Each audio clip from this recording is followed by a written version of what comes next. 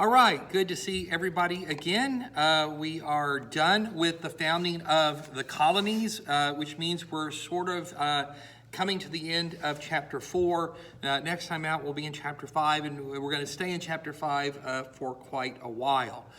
So that is where we are in the book, sliding out of 4 toward 5.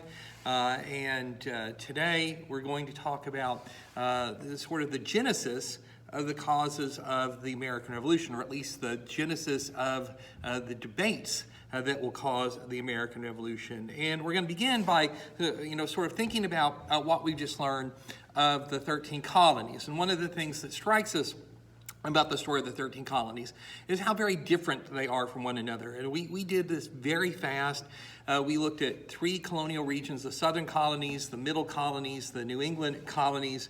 We took each of those sort of as a group and established a colony as our paradigm or our model for that grouping of colonies. But it's very important to understand that the colonies were not founded in this way. We didn't found all the southern colonies and then all the New England colonies and then all the middle colonies. They were founded in a very different pattern. You got Virginia, and then you got Plymouth, and so on. And so that span of colonial settlement actually covers 150 years, from that first settlement in Jamestown in 1607 until you get Georgia in the late 1740s. And so we telescoped everything down to simplify it, to get ourselves down the road. But remember that we're talking about a long span of time unfolding. And when you look at these original 13 colonies, one of the things that probably strikes you is how different that they are from one another, and certainly how different the colonial regions are from one another. The settlers come to America for different regions, some economic reasons, some religious reasons. They find different climate, soil, and geography. That's going to dictate different economic systems, which is going to create different labor systems, different settlement patterns. That's going to create different cultural patterns as well. And in some colonies you have Catholics, in some colonies you have Protestants, and some Puritans, and Anglicans, and Quakers, so very different religions, and all of this taking place over a very different, a very long, rather, span of time. And remember that although on the map all these colonies fit very nicely together, they're actually a thin settlement along an enormous coastline. There is very little to no infrastructure to speak of, certainly not infrastructure that connects one colony to another overland. Coastal shipping for a long time is going to be the easiest, fastest way for these colonies to communicate with each other and do business, especially in, say, the first 80 or 90 years or so. And when you kind of step back, what strikes you is that these colonies saw each other as rivals. They saw each other as competitors. They had overlapping claims for land in the interior, and they were not necessarily predisposed to cooperate. They were looking out for themselves, and yet these 13 very different places, settled by different peoples for different reasons over a very long span of time, are going to come together in 1775 to wage a common war against a common enemy. That enemy is Great Britain. And in 1776, they're going to create out of that struggle a common country known as the United States of America. So how do we get there? How do we get from 13 colonies, very individually minded, very different from one another, not predisposed toward cooperation or coordination, to them coming together to form a common country? And one of the things that helps to explain that is that, in fact, the colonies were much more alike one another than they were different. And especially by the time we get into the 1700s, the colonies are a lot more like one another than they are different. It's just that differences are on the surface. And walk into any classroom on the first day of class, and you're going to notice differences. In fact, you do it subconsciously. You come in, you scan the room, and you pick the seat or a seat that's as far from anybody as you can possibly imagine. But if you come in a little later, and you're going to have to sit the next somebody, you unconsciously look around the room, and without even realizing you're doing it, you categorize people, young, old, male, female, different ethnicity, different, political or sports affiliations worn on caps and T-shirts and that kind of thing. Maybe you think this person looks like an athlete and this person looks like an intellectual or something like that. We do it because in our DNA, human beings were trained, we evolved to do that, to look around nature and to see what is like us and what is not like us, because what is not like us is potentially dangerous and what is like us is potentially friendly. This is why most people don't really care for reptiles and insects, but we instinctively kind of like mammals. We're mammals, so other mammals don't seem quite as frightening to us most of the time as a reptile or insect, which are very different from us. This is just basic human nature. We're inclined to see differences, and differences are almost always very much on the surface. You can look around, you can see differences, but similarities are much more difficult to spot, usually because they lie below the surface, even though those similarities are much more important, much more profound. So you've never walked into a classroom and looked around on that first day of school and said, oh, wow, look, here in this classroom with me are my fellow riverbats from Austin Community College. Here are my fellow Austinites, my fellow Texans, my fellow Americans, my fellow believers in the Constitution and the First Amendment and the free enterprise system and egalitarian equality and all. We don't do that, do we? We don't do that. It takes us a while to get to know people and to realize that maybe we have a lot more in common with them than the surface differences would suggest. And that means that you have to interact. You have to spend time with people to find out that you have all this common ground. And the same thing is going to hold true for the colonies. Basically, there are two big categories that we can say are going to make the colonies realize that they are more alike than they are different with one another. We're going to see the colonies go through a common set of shared experiences, as it were. And the first thing that's going to unite the colonies is their common relationship with the mother country, their common relationship with England. So let's start on a very profound, very simple level. All of the colonies are English colonies, all right? That's incredibly important. That means they speak the same language. They read the same language. If you had some colonies that were Spanish and some that were French and some that were Dutch and some that were Portuguese and some that were English, it's very unlikely that they would have ever come together to make one country. It would have been too hard to communicate. And then there would have been all kinds of cultural differences. So it didn't matter what the purpose was for coming to America. It didn't matter what your religious affiliation was coming from America. You were coming from a common heritage, a common set of law, a common set of traditions. You were English. You were English. And the colonists who came to America, therefore, were going to be able to understand each other. They were going to be able to communicate with each other. They were going to have common frames of reference. And that's sort of the bedrock foundation. If you hadn't had that, you were never going to get the United States of America.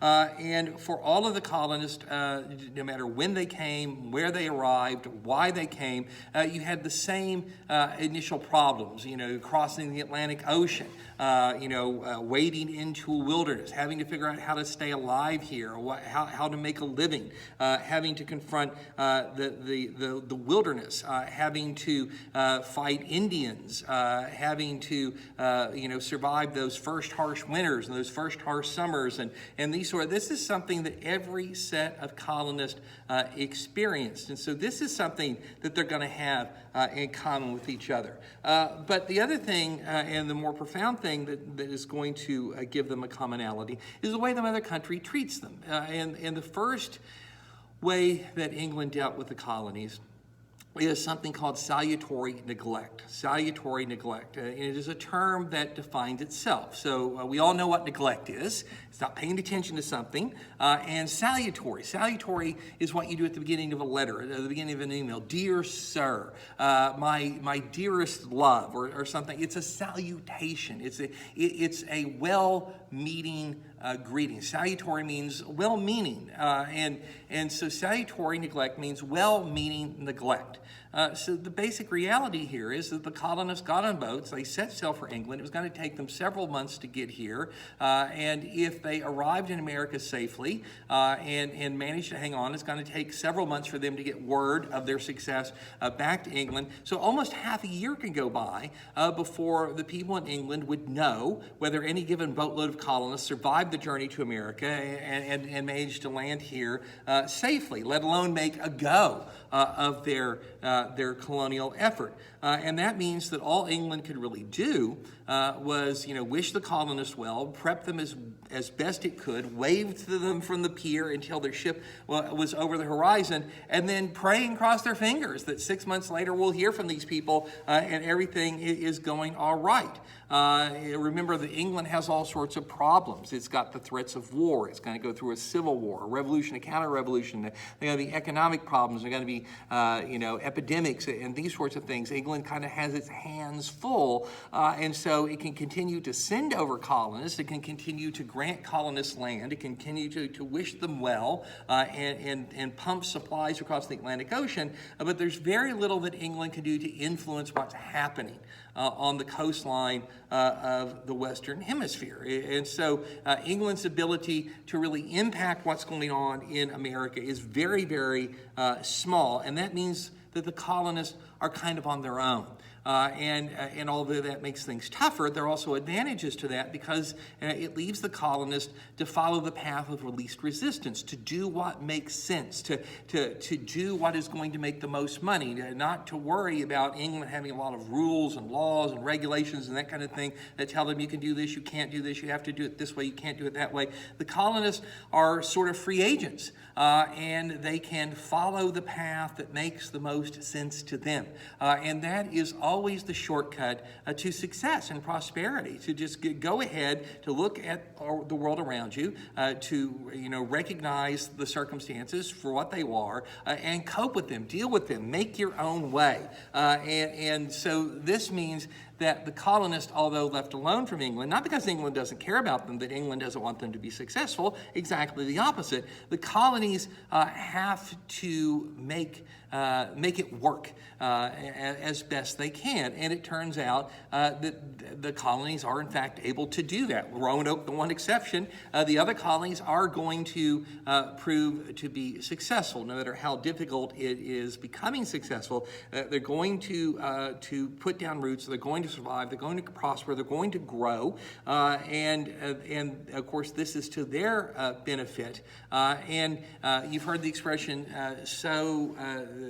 bend the twig and the tree grows this way. Well, the same thing for the colonies.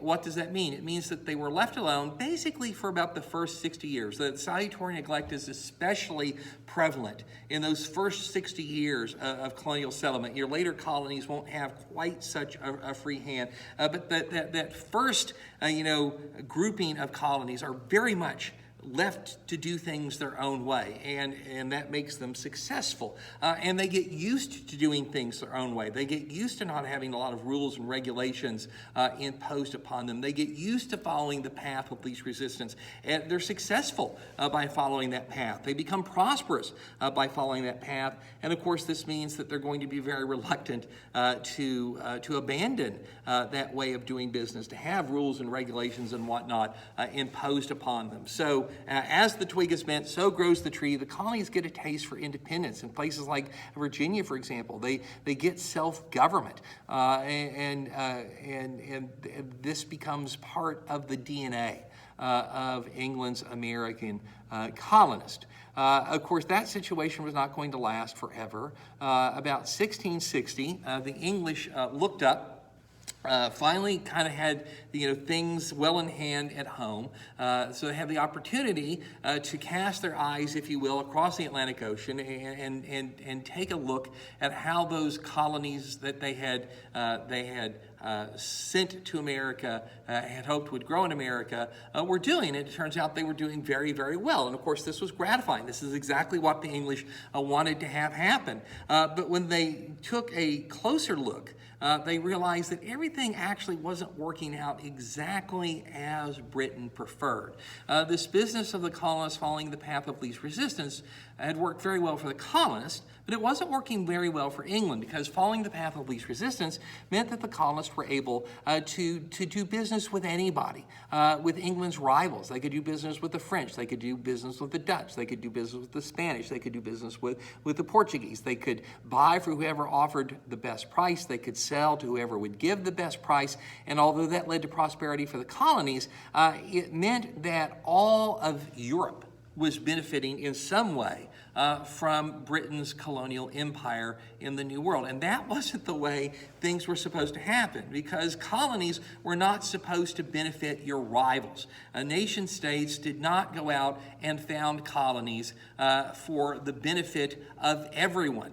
Colonies were selfish endeavors. They were supposed to benefit the mother country, to be an exclusive marketplace for her goods, to be an exclusive provider of raw materials to the mother country. They weren't supposed to help enrich or to empower your rivals and your enemies. And of course, England's rivals were the Dutch and the French and the Spanish, and to a lesser extent, the Portuguese. And so, you can talk all you want about, colonization, going out, spreading your faith, exploration, spreading civilization. That's all fluff that you put on an effort that is an inherently selfish. You found colonies to strengthen the mother country. You found colonies to make the mother country wealthier and militarily more imposing and diplomatically more influential. And that means the benefits of your colonies must accrue to you, not to everyone. After all, if you started a business and you had a rival across the street, would you share your profits with your rival? Would you send customers to your rival? No. Would you do advertising for your rival? Absolutely not. Your rival is your competitor. You want most of the business. You want all of those profits for yourself. You're only going to advertise for you. And so colonies are sort of the same kind of thing. And the American colonies, left to their own devices, had done what made sense for them. They were conducting business with everybody. And that was really good for the American colonist, but it meant that all of Europe was deriving benefit from England's colonial effort in America, and that was not the way it was supposed to work. So the British decided that they were going to change that. And in 1660, for the first time, the British imposed some rules on the American colonies, and they did that by passing called the Navigation Act of 1660. The Navigation Act of 1660. And I'm going to tell you what the Navigation Act of 1660 does, and then I'm going to come back and explain why the British did it. Okay, so two parts here, the literal, here's what it does, and then the explanation. So here's what the Navigation Act of 1660 says. It says that all trade with England's American colonies must be carried out in English-built ships with crews that are at least 75% English or American, okay?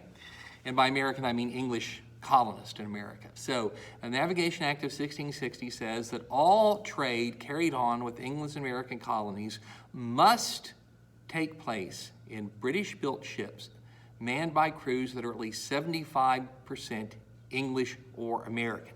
The second part of the Navigation Act of 1660 was to draw up a list of what were called valuable goods.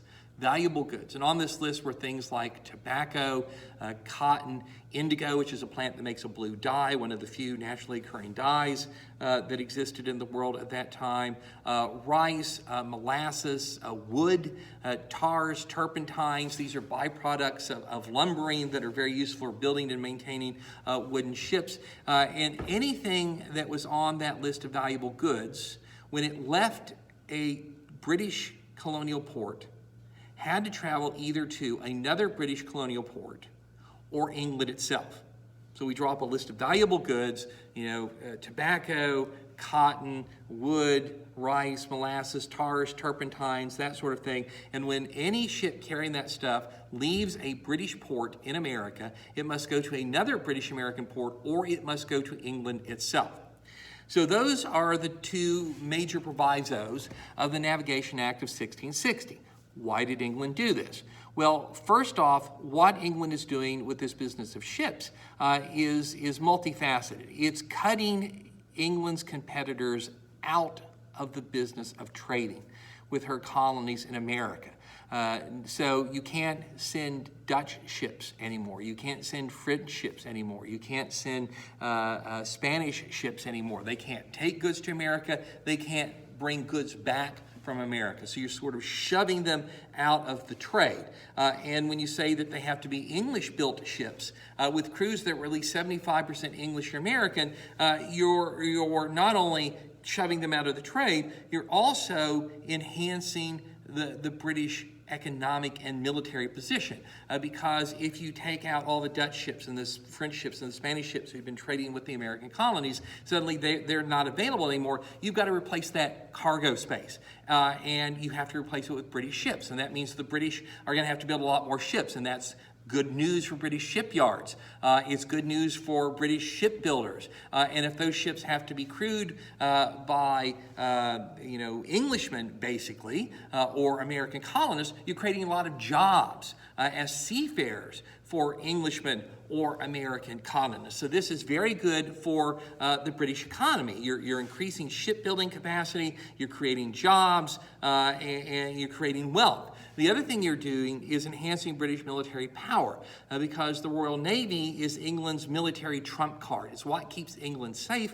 It's what secures England's colonies on the other side of the Atlantic Ocean. And obviously, the more shipyards a country has, the bigger a navy it can have. The easier it is to build warships, to expand the fleet in wartime. The easier it is to maintain your sailing ships. And the more people that you have who know how to build ships, the greater your shipbuilding capacity is. And the more people you have in your economy who know how to sail ships, the greater the number of potential seamen you have for the Royal Navy, because if you can build a wooden merchant ship, you can build a wooden warship. If you can sell a wooden merchant ship, you can sell a wooden warship. And so cutting your rivals out hurts them economically, it helps you economically, and it increases your military capacity to build and maintain and expand a navy, and you're giving a lot of jobs to a lot of Englishmen. And this means that the colonies' trade now is going to be focused on England. Now, of course, this is disruptive to the Americans. They do not like it, and they complain about it mightily. They say that this is killing the goose that lays the golden egg. They've been doing just fine. Why does everything have to change? But at the end of the day, this was a law made by Parliament in London. The Americans were not consulted. The American colonies have no representation in the British Parliament in any shape, form, or fashion.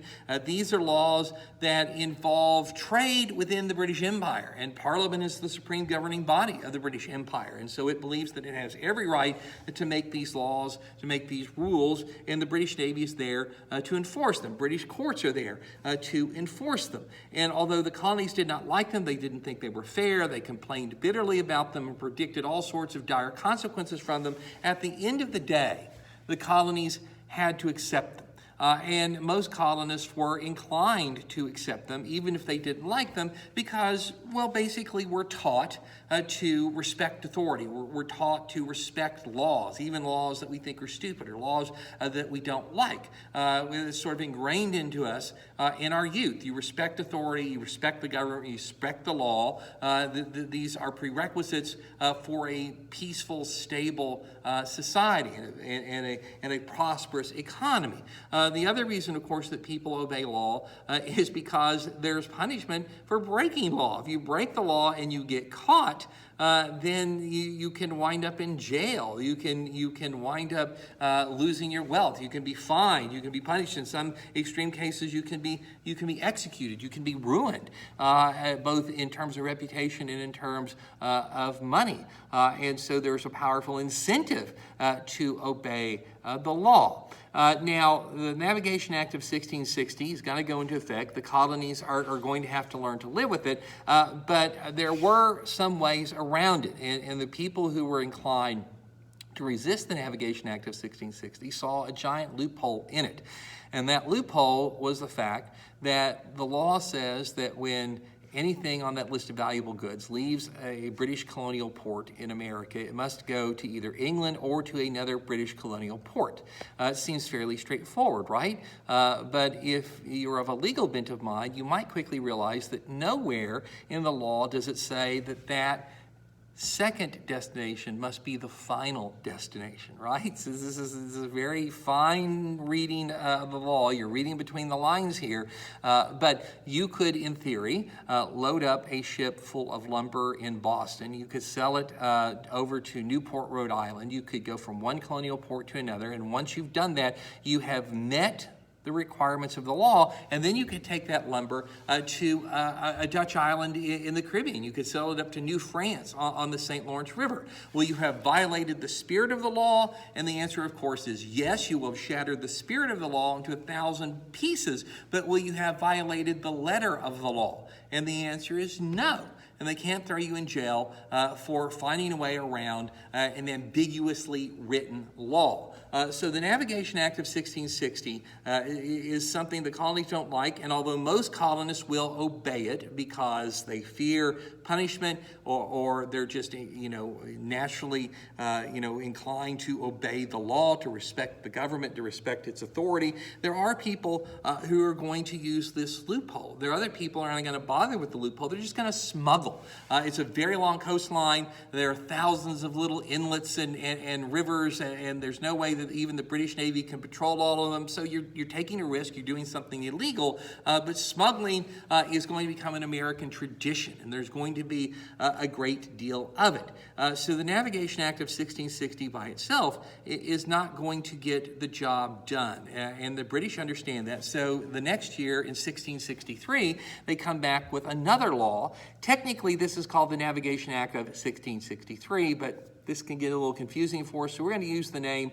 that the colonies give it. They call it the Staple Act. The Staple Act. And what the Staple Act said was that all goods going to British America must pass through England first. All goods going to British America must pass through England first. Now, why this law? If you're an enterprising Frenchman or Spaniard or Dutchman, you could still do business with the American colonies so long as you're willing to send your cargo to North America in a British-built ship with a British-built crew. So you could just hire out a British ship with a British crew to take your Dutch furniture to Boston, to take your French firearms to Jamestown or something like that. And this would allow the powers on the continent of Europe, who were England's rivals, Holland and France and Spain and Portugal, to continue to do business with America. And of course, this was not particularly what the British wanted. So what they say is that it's not enough to send it in a British ship with a British crew. Now it has to go through England first, which means that it has to pass through the hands of an English middleman. And what does that do for the British? Well, it means that they get a cut of all the profit, because being a middleman is a great thing. You don't have the expense of building something. You don't have the use of it at the end. You're just passing it from one hand to another and charging people on both ends for your services. And of course, what this means is that when those goods come to England from, say, Holland, they're taxed when they come into England, and that raises the price. The middleman charges a fee for for making sure that they are going to be sold to an American or put on a boat to America, and so he charges the Dutch a fee for doing that. He charges his American customers for doing that, and he makes money. And every step of the way, the price of the good increases. So what does that mean in America? It means that anything coming from the continent is going to be more expensive than it was heretofore, and as a result of that, a Dutch couch may no longer be economically competitive with a couch made in England. All things being equal, you buy the cheaper priced good. If quality is roughly the same, you're going to buy the less expensive product. And this is a way of financially squeezing the continental powers out, cutting them off from the profits of English North America. The Dutch, by the way, don't like this. They're going to fight a series of naval wars with the English over it. They're going to lose those naval wars, so the British are going to exclude the Dutch through military means as well as legal means. But once again, we have lessened the flow of European goods to America. Now more and more what the Americans are buying is coming directly from England. And so the English colonies are becoming less cosmopolitan. They're becoming, if you will, more English as a result of this. England is getting greater benefit, more exclusive benefit from its colonies. But the English aren't quite done yet. In 1673, they passed the third and last of the Navigation Acts, the Navigation Act of 1673. And what the Navigation Act of 1673 basically says is, hey, that loophole in the Navigation Act of 1660, we know it's there, or the British Parliament knows it's there. We know that we don't have enough ships to stop it. We can't physically halt that tricky little trade, but we can make it unprofitable. And so what the Navigation Act of 1673 does is it imposes what's called a plantation duty. A plantation duty on the importation of goods from one British colonial port to another. So now if we send that boatload of lumber from Boston up the Newport and take it down to a Dutch island in the West Indies, when it comes into Newport, the British are going to tax it. Plantation duty, a tax. And the cost of that tax, of course, is going to be passed along to the consumer. Remember that businesses never pay taxes. Businesses pass along to their customers all the cost of doing business. So all the cost of raw materials, all the cost of labor, all the cost of insurance, all the cost of medical care, all the cost of building and maintaining facilities, of buying raw materials, all the cost of advertising, and all the cost of taxation and regulation is passed along to the consumer in forms of higher prices. And so if you are the guy selling that lumber, you have to increase the price because the British have taxed you when you send it from one colonial port to another. And then, of course, when you take it down to the Dutch, it's a foreign good coming in to the Dutch, and they tax it. They charge a tariff, which is a tax imposed on imported goods, and that cost has to get passed along as well. And the upshot of it is that many commodities, because of this double taxation, became uncompetitive in foreign marketplaces. They cost too much, and therefore there was no reason to send them down because people wouldn't buy them.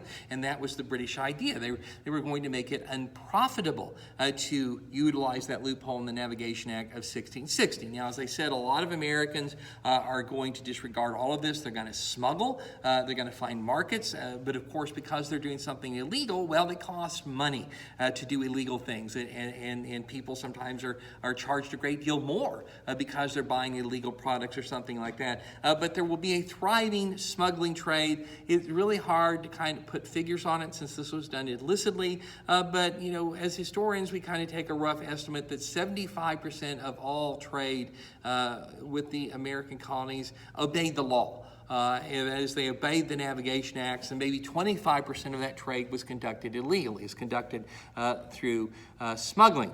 That said, the Navigation Acts of 1660, the three of them together, accomplished what the English wanted to accomplish. They, by and large, cut England's rivals out of doing business with Britain's American colonies. That was economically beneficial to England. It was militarily beneficial to England. And ultimately the colonies, although they groaned, moaned, and complained about every one of these laws, ultimately the colonies adjust. They learn to live with these new rules, and they find out that it can be just as profitable to work in a closed system, to stay within the British Empire, as it is to do business with the rest of the world. So even though there was a lot of complaining about the Navigation Acts, the colonies continue to grow and they continue to prosper under the Navigation Acts. They're not very happy about them, and it will always be a sore point, as will all British laws, rules, and regulations, as we will see. But it's not something that collapsed colonial economies, and it's certainly not something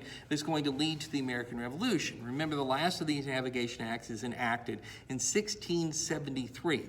Lexington and Concord don't take place until 1775, 102 years into the future. So the Navigation Acts are not the thing that are going to produce the American Revolution, but what they are is a common experience for all of the colonies vis-a-vis the mother country. Just like salutary neglect, this impacts all of the colonies basically in the same way. And so they have to live under those rules. They have to live under those regulations. They have to make the adjustments caused by these laws. And so that means that they have something in common.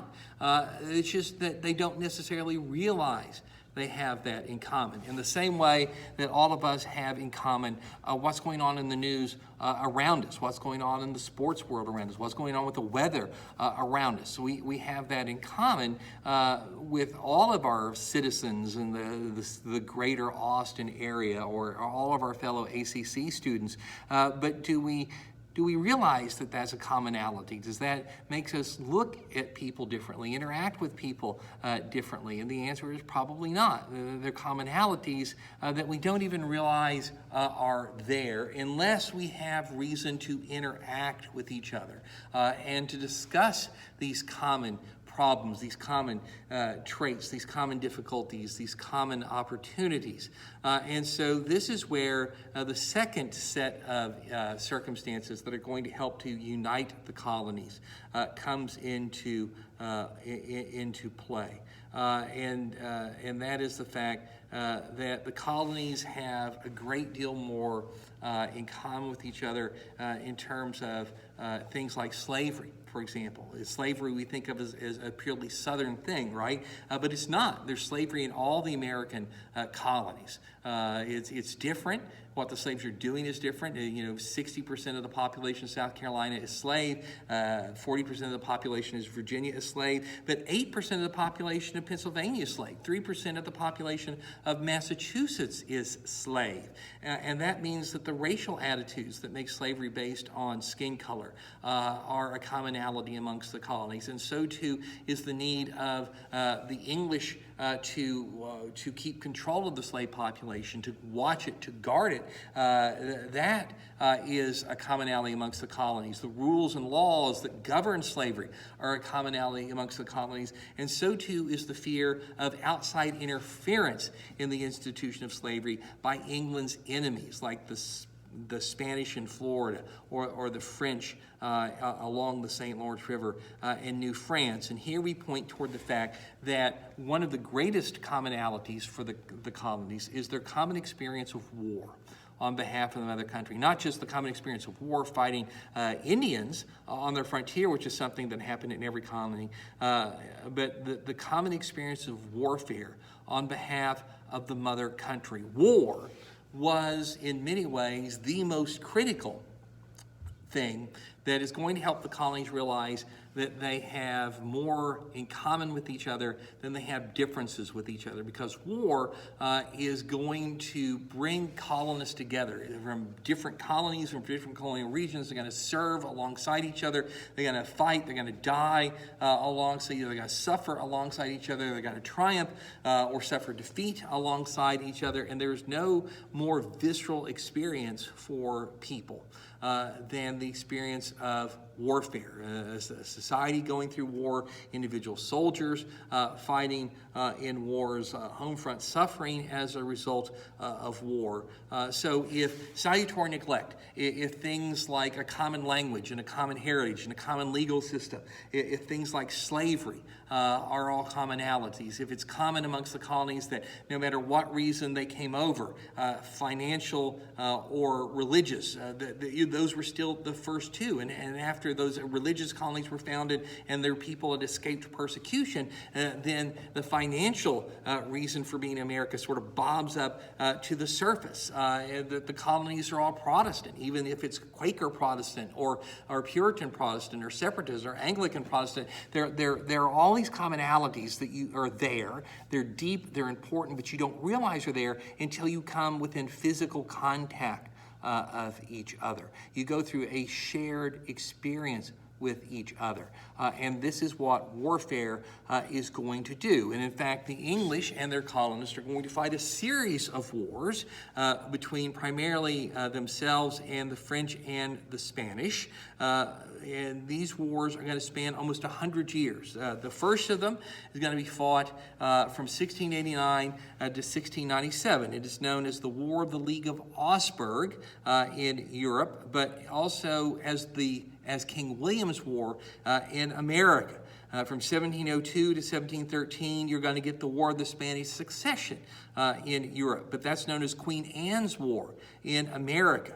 And then from 1743 to 1748, you're going to get the War of the Austrian Succession on the European continent, but the Americans are going to call that King George's War. And then finally, from 1754 until 1763, you're going to get what's called the 7 Years' War in Europe, not named, I suppose, until it was over and they knew how long it had lasted, but was known better as the French and Indian War in America.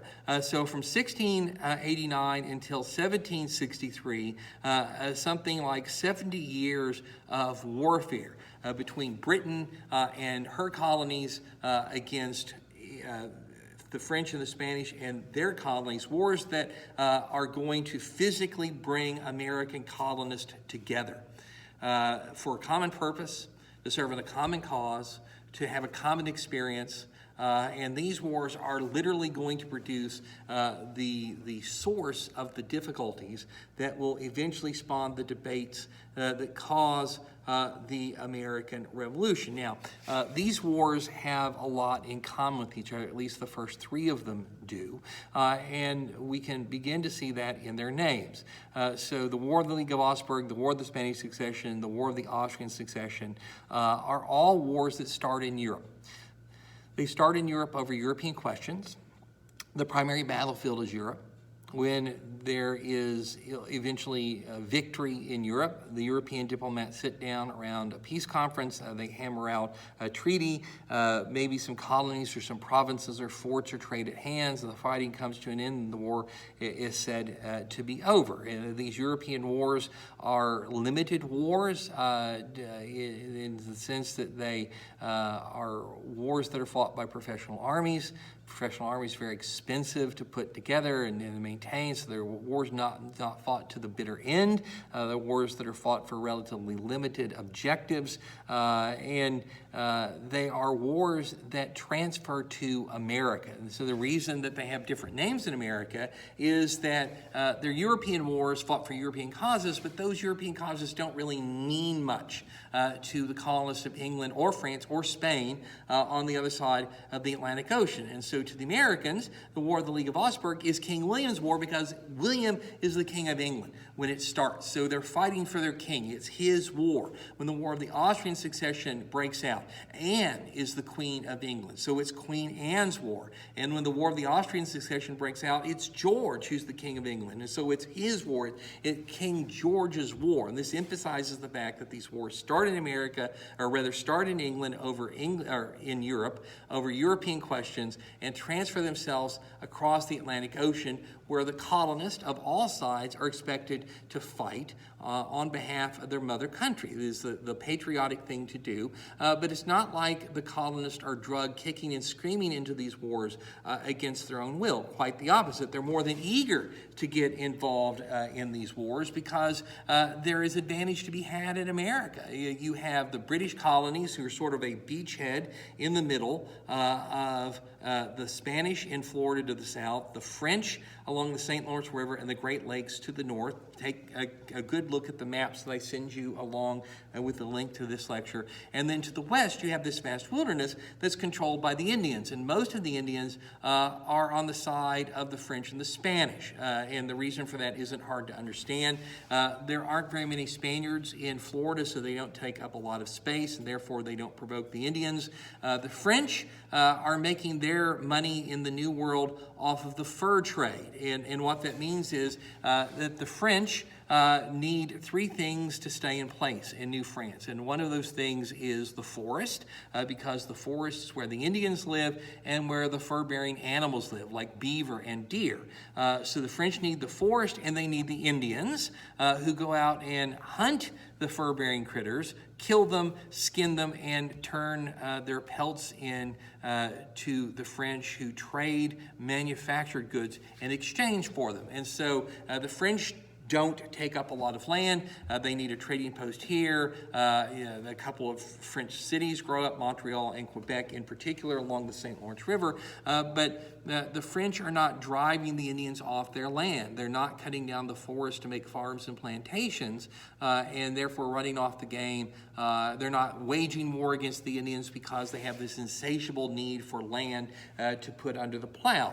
The English are, right? The English are making their money in the New World not off the fur trade, but off of agriculture. And that means they're relentlessly pushing inland. They need more and more land to grow more and more crops, whether it's foodstuffs or it's cash crops. That means they have to, drive off the Indians, in many instances fight the Indians and defeat them, to push them away and clear cut the forest so that they can turn that land into agricultural use.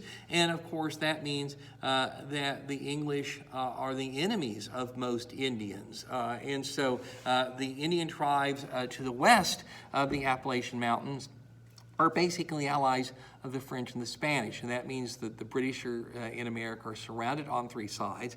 If they have ambitions to continue to expand into the interior of the continent, and of course they do, they're going to have to shove the Indians aside, and that means they're going to have to deal with the French and the Spanish, who are not just national rivals, but they're also religious rivals. Remember, France and Spain are Catholic countries. A particular problem for all of those Puritans and separatists in New England, and ironically, New France and New England butt up against each other. So the densest concentrations of English colonists are right up against the densest concentrations of French colonists.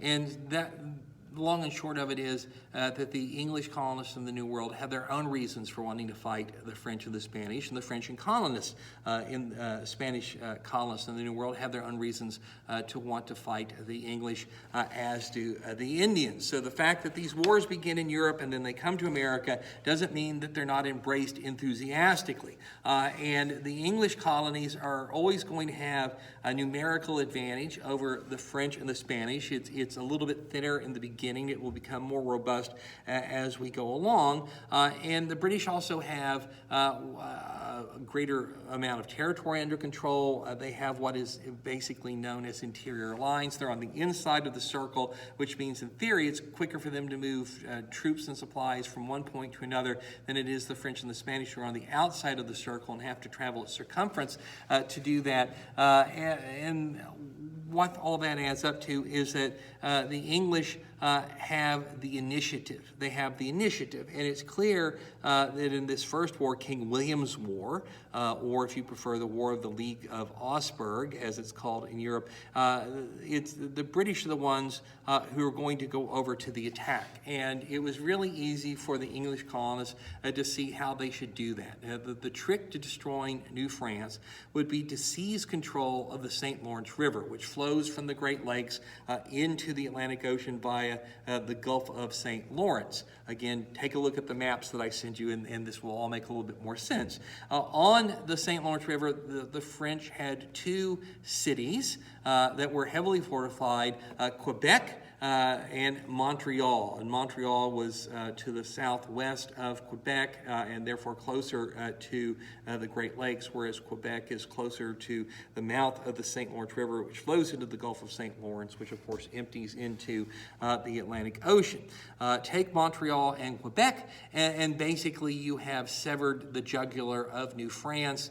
If you defeat and destroy New France, then you pull the rug out from under the Indians. You will no longer have the French to assist them, to help arm and equip them. And France is now the dominant Catholic power in Europe. The Spanish have been on decline for a very long time. They're having to fight a lot of colonial wars in Central and South America. France has risen to the top, so Spain is the junior partner. And if France is knocked out, then the Spanish are going to have a very hard time holding their ground in North America. And that is all in the interest of the English colonists. So get France first. That's sort of the idea. And the British colonists plan to do that by attacking Montreal and Quebec simultaneously.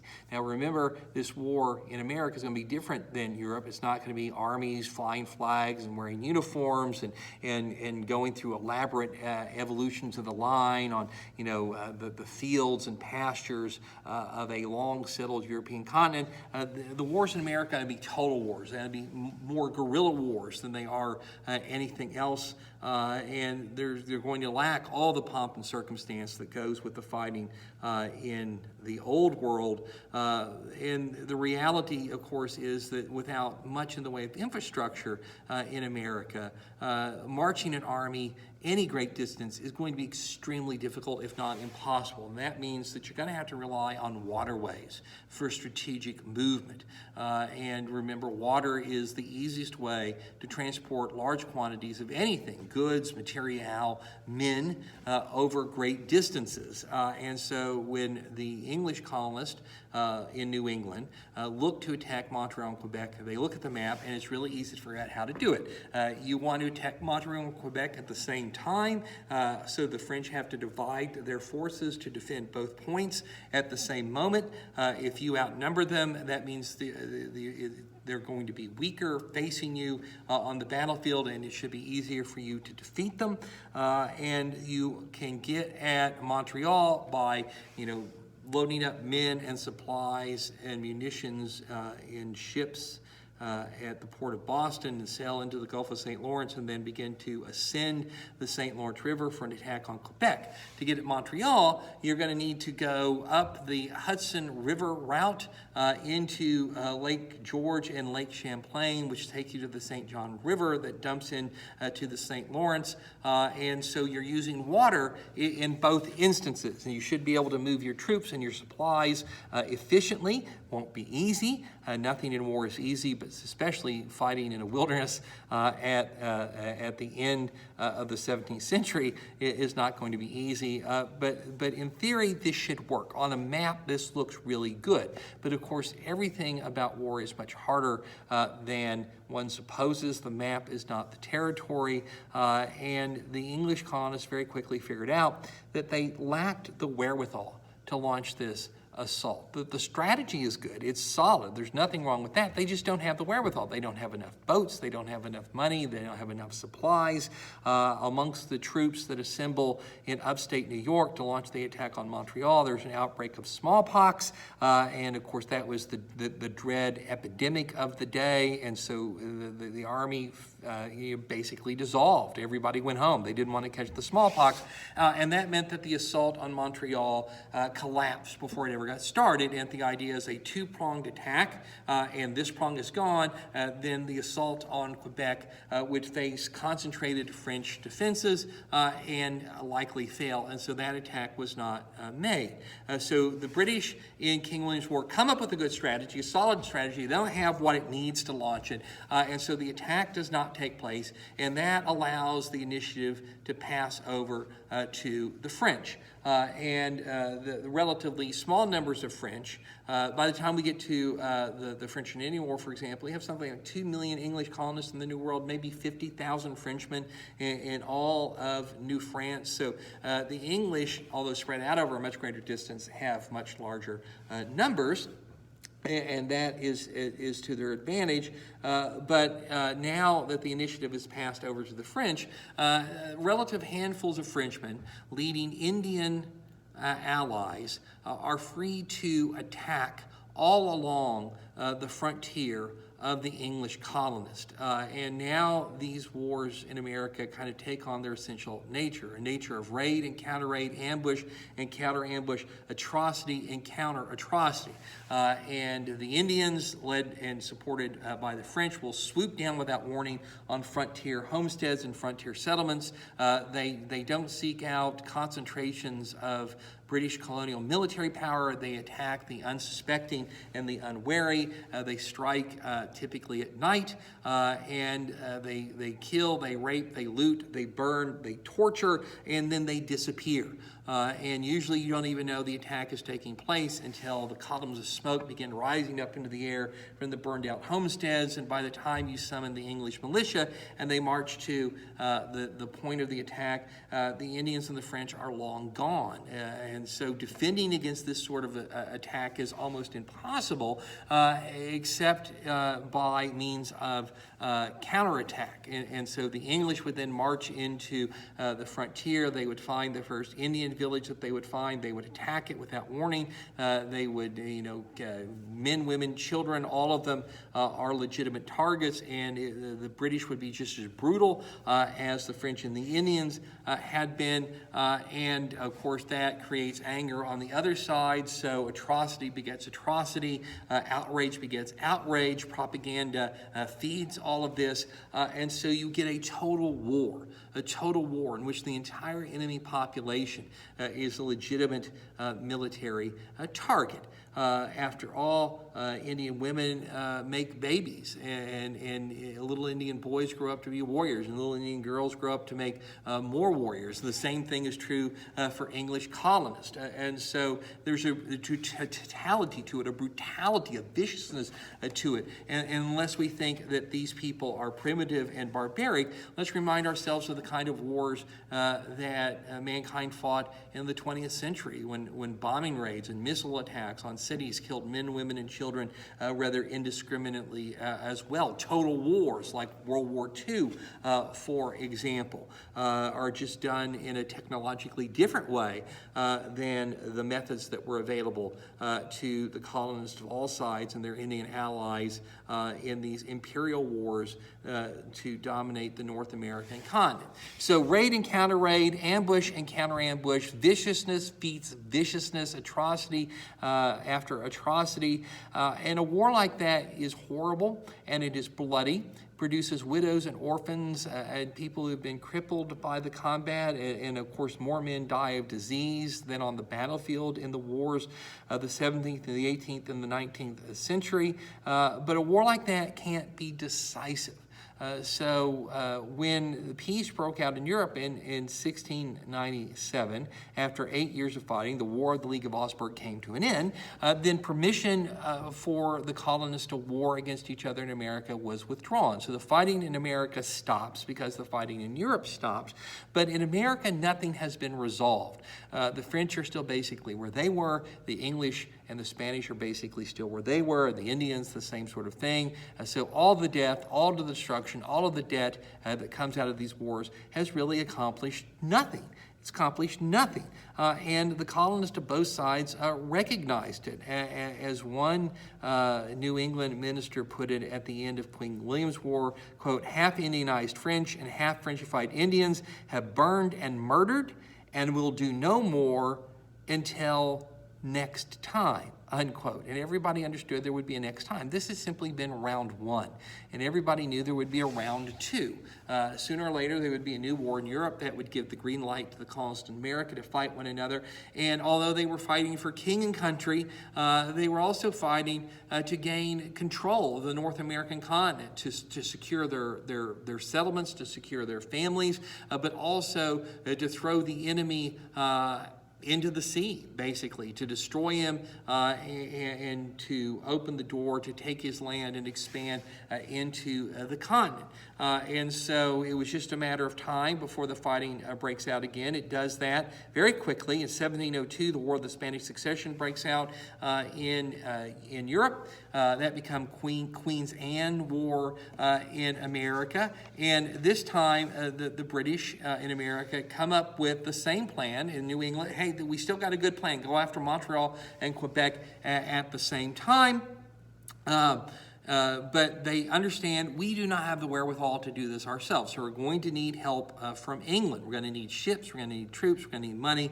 And the British agree. They'll send what is necessary. And this creates a burst of enthusiasm in the American colonies. So 1,500 men from 4 different colonies and hundreds of British Indian allies assemble in upstate New York for the attack on Montreal. And 1,200 men from all over New England come into Boston to prepare for the attack on Quebec. So remember, one of the reasons that we're talking about these wars is that they're physically bringing the colonists together to fight, to die, to serve, to suffer alongside of each other in the most intimate way imaginable. And so here we are, and there's only the second war. We're drawing colonists together from all over New England.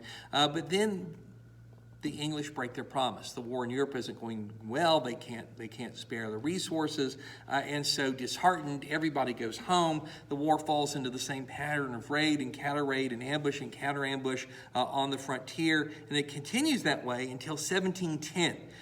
When a British amphibious operation attacked and took Port Royal on the coast of what is today modern Canada. And it was a small enough operation, but it seemed to indicate that England now had the resources to be doing things in America. So once again, the English colonists asked for help to attack Montreal and Quebec. In 1711, the British promised that they would send what was needed, and this time they kept their promise.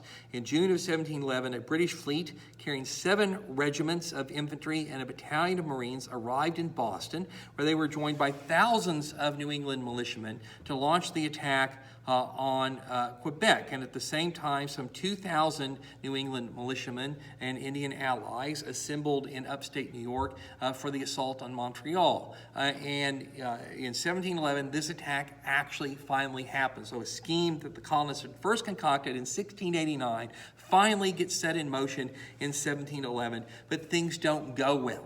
As the British fleet sails into the St. Lawrence River, they enter waters about which they know nothing. This is a French river, and so the British have never traveled it. And that means it's a very dangerous river, even without the French to fight, because although a river looks placid on the surface, below the surface there are all kinds of hazards. There are sandbars, and there are tree stumps, and there are shoals and rocky places. And so no matter how wide a river looks on the surface, no matter how peaceful it looks on the surface, there is only a certain part of that river called the channel, which is beneath the surface, deep enough and clear enough to sail ships. But if you are not familiar with that river, you don't know where that channel is. And so you need what's called a pilot, somebody who does know that waterway and can make sure that you're sailing down that essentially underwater road that you can't see. You have to have the experience to know is there. However, all the pilots who knew the St. Lawrence were French, and certainly they're not going to come out and help the British. And so the British are cautiously sailing up the St. Lawrence River on their way to attack Quebec, and inevitably some of their ships run aground. They hit rocky shoals, they collide with one another in the dark, some ships are lost, lots of men are drowned, and at that point the admiral in charge of the fleet says, this is too risky, if we keep going we're going to lose even more ships and more men, so he turns around and he retreats toward Boston. So without ever even firing a shot against the British, this assault on Quebec is abandoned, and of course once the attack on Quebec is abandoned, then the assault on Montreal is abandoned because, two-pronged attack. If this prong against Quebec goes away, then the Montreal prong is going to face all of the French, and it's probably not going to work. So defeat, retreat, disappointment, and back to raid and counter-raid on the frontier. The War of the Spanish Succession ends in Europe in 1713. The Europeans on the mainland make peace, which means Queen Anne's War in Europe comes to an end. And you're going to wait a little while before the next outbreak of war. Of course, everybody was glad to see the war end, the killing stop, but more widows, more orphans, more destruction, but nothing had really changed. Everybody was still in place. The battle lines, if you will, had not moved. There had just been more death and destruction, more horror, more bitterness and hatred had been generated, but you were going to have time to catch your breath before the next war broke out, and that was the War of the Austrian Succession that erupts in 1743 and will go on for 5 years. It will be known as King George's War in America, and initially this war is going to have a little bit of a different focus. Instead of concentrating on the French, the English are going to go after the Spanish, and the British regular army and regular navy are going to launch an expedition into the Caribbean against the Spanish treasure port of Cartagena, which sits on the northeast coast of South America and what is today the modern nation of Colombia. And this was a place where the Spanish gathered together the gold and silver that they were extracting from the New World, loaded it on ships, and sent it across the Atlantic Ocean. So it was a very juicy target, a target that if captured would hurt the Spanish very badly, and a target that would also, of course, make the conquerors very wealthy, because this is a day and age that if you took a target like that, the king would get the large share of the loot, but everybody who took part in the attack would get a cut as well. There would be more for the generals and the admirals, and then a little bit less for the colonels and the majors, but even all the way down to the common enlisted man, there would actually be a profit to be turned by a successful assault on a target like Cartagena. The British, of course, understood that on the other side of the Atlantic Ocean, they did not necessarily have the wherewithal to go after a target like this. They needed more manpower. Cartagena was very heavily fortified. And so, ironically, it's the British who now turn to the Americans and ask for help.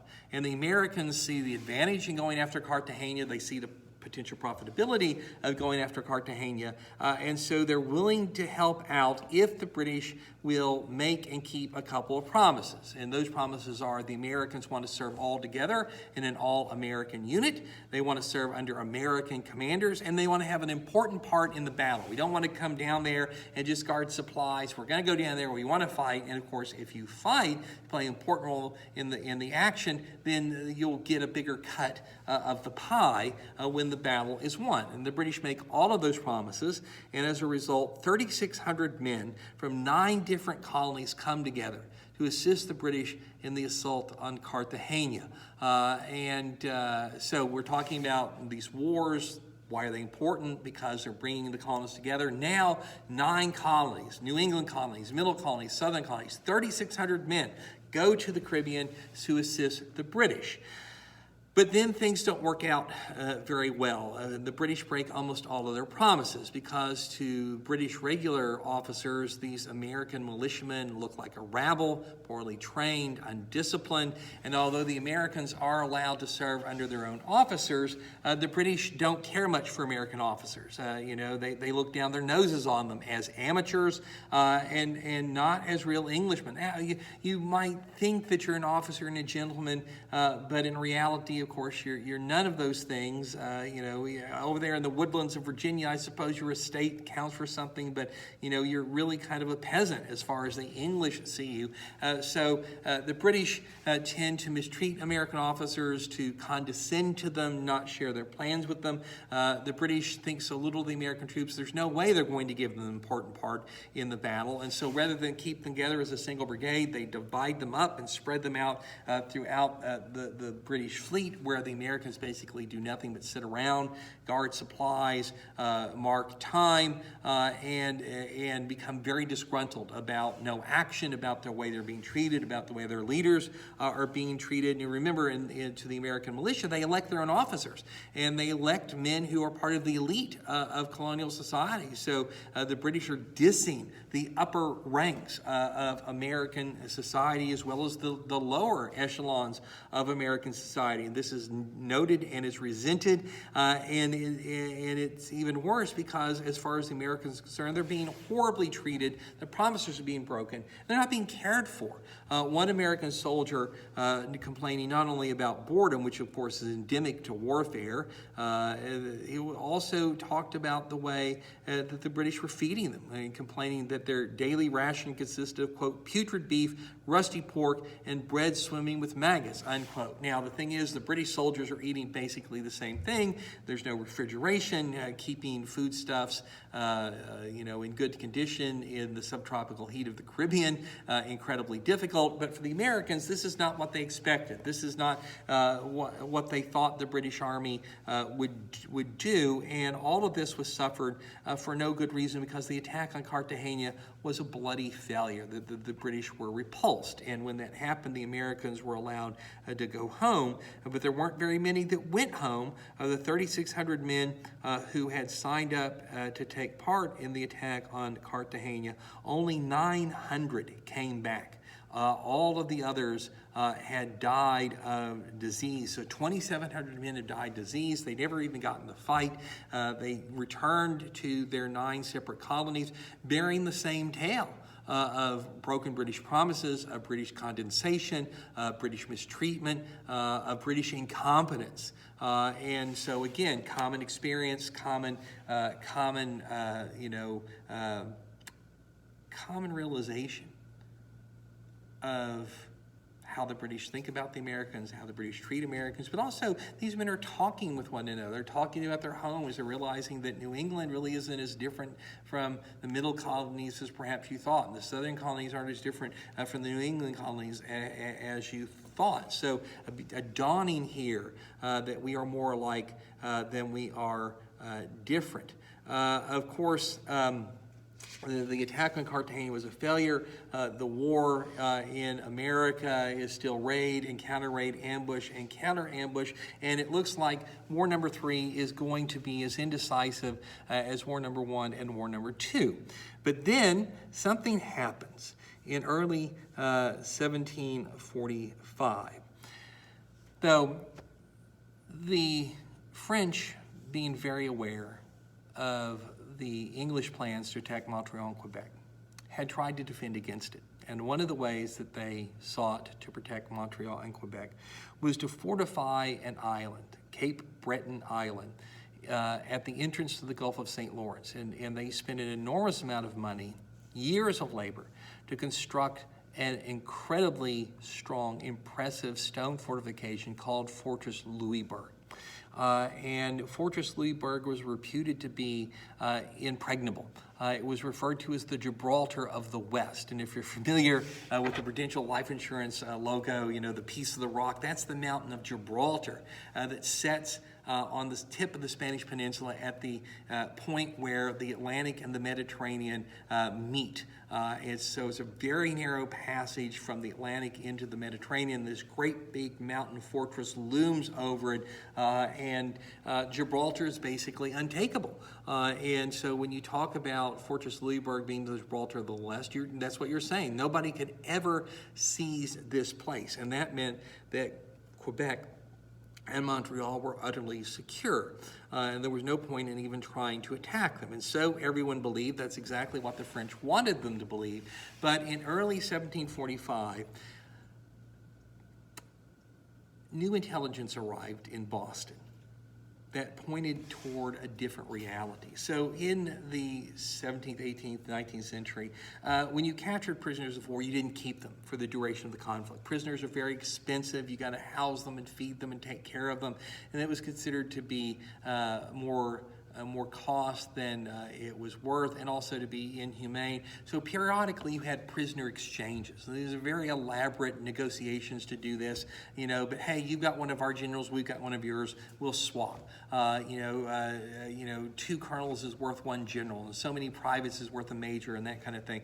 And so there were periodic prisoner exchanges. And in January of 1745, a couple of New England militiamen who'd been captured by the French and held at Fortress Louisburg while waiting for exchange, returned to Boston. When they got to Boston, they went to see the Massachusetts governor, William Shirley, with some very exciting news, or at least potentially exciting news, and that was that while they were held at Louisburg, they had kept their eyes and their ears open, and they noticed that Louisburg was in disrepair, that the garrison was short on supplies, that it was undermanned. In other words, they come back and they report that Louisburg is not the impregnable fortress that it is rumored to be. It's actually quite vulnerable. And Shirley saw in this an enormous opportunity, because if you could capture Fortress Louisburg, you wouldn't have to go after Montreal and Quebec. You just hold on to Fortress Louisburg, because that's like slamming the door shut to New France. If you hold Louisburg, nothing goes into the Gulf of St. Lawrence and nothing gets out, which means the French can't send supplies and troops in to New France, and New France can't send its furs out to the European continent. So capturing Fortress Louisburg is tantamount to destroying New France.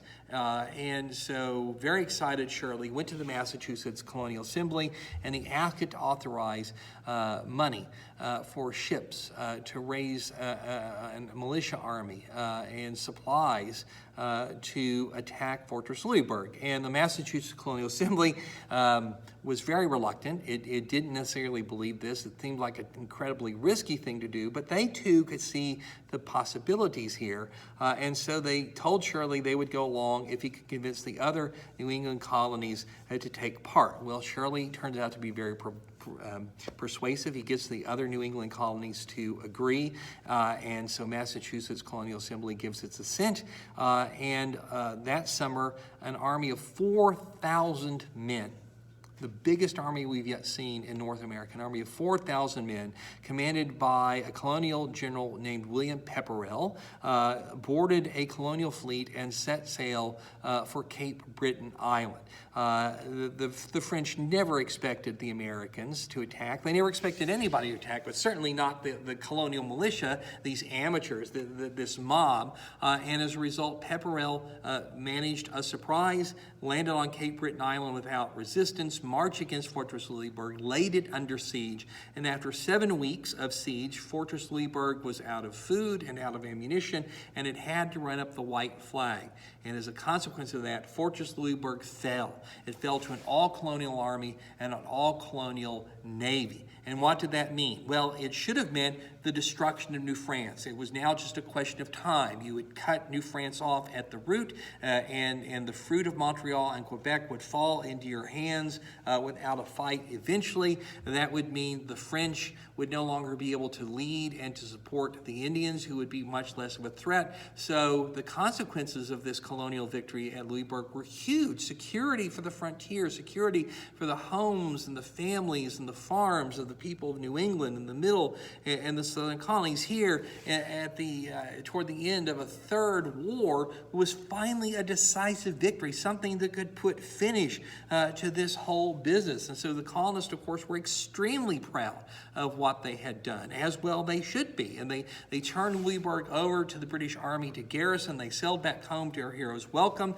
As one New England minister put it, who could not but see the finger of God? Who could not but see the finger of God in what had just happened? Comparing Louisburg to Cartagena, he wrote, quote, "Citizen soldiers doing God's will seemed infinitely superior to British regulars serving an earthly sovereign," unquote.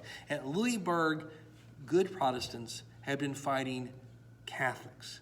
had been fighting Catholics for the purposes of securing their homes and their homesteads, of protecting their families, of bringing peace to their frontier, and God had granted them victory, whereas at Cartagena, British regular soldiers and sailors had been fighting essentially for loot to enrich an English king, and God had disfavored them, and they had been defeated. So the contrast here was quite telling, and the consequences of this victory were enormous, except that they weren't.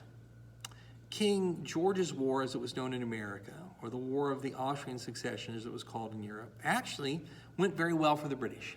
They enjoyed successes, not only places like Louisburg, but also on the European continent. And when war came to an end, the British basically had won. But there was one place that they had not won that mattered a great deal, and that was in India, the subcontinent of India, which the French and the British were fighting over. Both sides wanted it, and the port of Madras was a keystone to controlling India. And the British had it, and during King George's War, the French took it. And the British wanted it back. And so when they sat down at the peace conference at the end of King George's War, the British said, we would like to get the port of Madras in India back.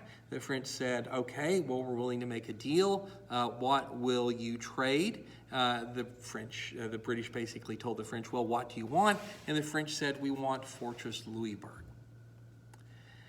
We want Fortress Louisburg. And the British said, deal. So at the peace table following King George's War, the British gave Louisburg back to the French.